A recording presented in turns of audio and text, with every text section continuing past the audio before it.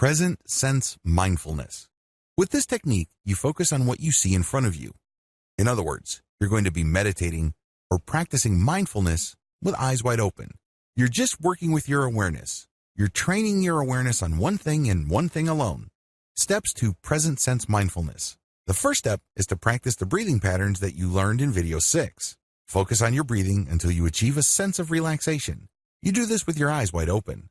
You can do this in a room with no other people, but there are objects in the room. You do this with your eyes open. Ideally, you shouldn't do this in any place where there are loud noises or music. Next, you're going to focus on an object in front of you. It can be a tree, a park bench. It can be a house. It doesn't really matter. What's important is that you put all your focus on that one item alone. The key is to look at that item. You're not out to enjoy it. You're not out to judge it. You're definitely not out to analyze it. Instead, you're just looking at it. The key here is to see clearly. You're going to basically be looking at all the details. It's not like you're searching for something. Instead, your job is just to take it all in. It is kind of like taking a very thorough, high-resolution snapshot of that item that you've chosen to look at.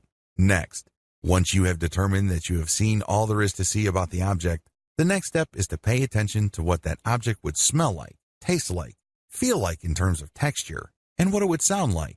In other words, you sense it in 3 dimensions. You take it in with all your senses. This enables you to lose your focus on everything else.